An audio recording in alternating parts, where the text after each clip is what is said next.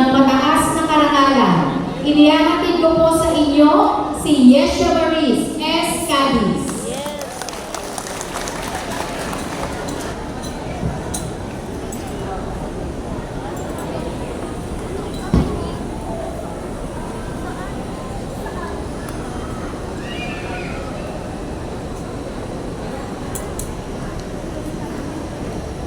Hello.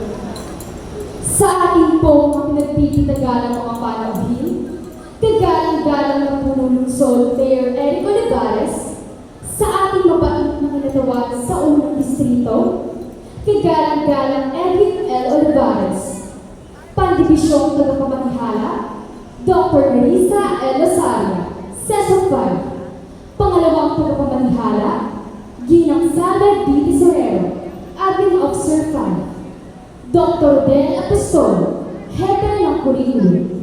Sa ating minamahal na tagamasin pangpurong sa ikalimang distrito, Dr. Melita F. Valera. Sa ating butihin punong guro, Dr. Amalie A. Tiglao.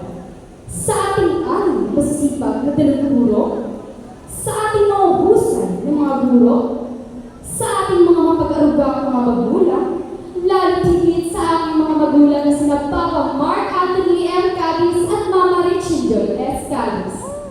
Sa aking mga kapag-aaral, kaibigan, at kapwa kong nais pagtapos, at sa lahat ng narito, mapagpalang araw po.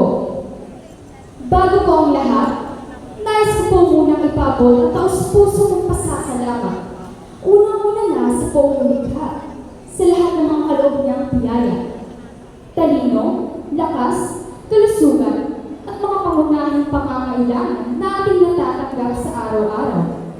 Ganon din po sa paaralang ito, ang paaralang elementarya ng Silverio, kung saan ako hinubog ng 7 taon ng aking mga gurong walang humpay sa pagtuturo ng mga kaalamang sosyal, spiritual, moral, at akademikal. Kayo, mga guro ko, ay mga nakila sa nakita kong mga sakripisyo ninyo sa paggabay sa aming pag-aaral na masasabi kong walang kapantay. Maraming salamat po sa kabila ng pagiging makulit, pasaway at nanigas ang ulo ng iba, ay patuloy pa rin ang inyong paunawa at patyagaan ninyong tinutuwid ang aming mga pagkakamali. Saludo po kami lahat sa inyo.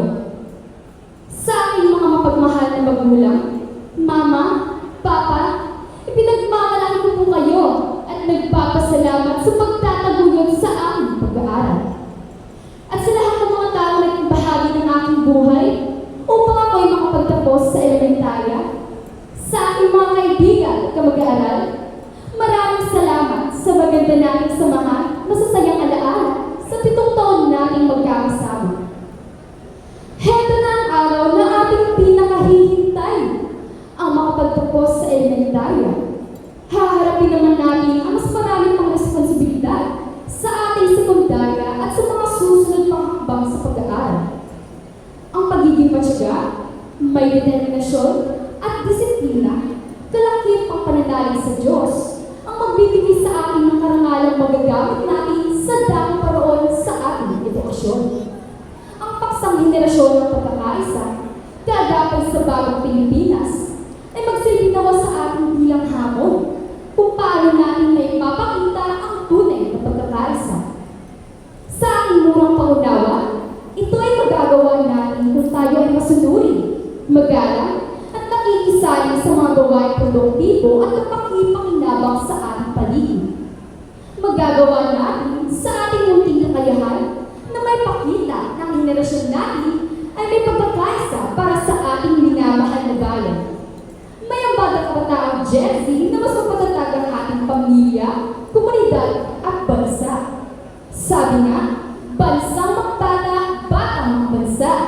Kaya tayo dapat na magbuklod para sa isang mithiin.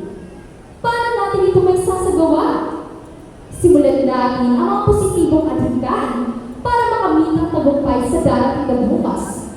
Dapat lagi natin pahalagahan ang mga turuan aral ng ating inang paaralan. Sa ating munting kakayahan, magagawa natin makapagambal sa pangunlad ng ating komunidad. Gawin natin bukas ang ating mga murang kamalayan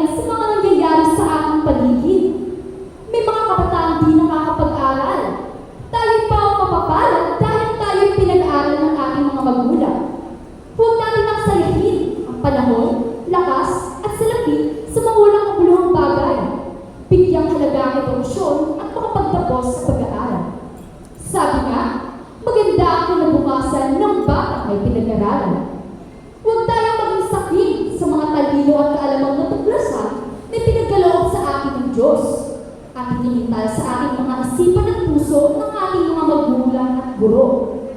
Pagkus, ibahagi namin ito at ialis sa mga nangangailangan.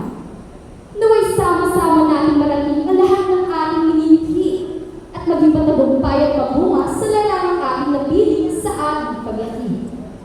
Patubayan nawa tayo ng buong may kapal sa lahat ng ating pangarap sa buhay.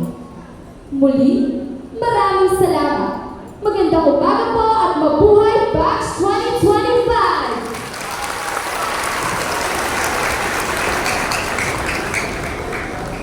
Maraming salamat, Yesha Maris Escadis, batang nagkamit ng mataas na karanasan. Narito naman po ang isang pananumpa sa katapatan sa paaralan.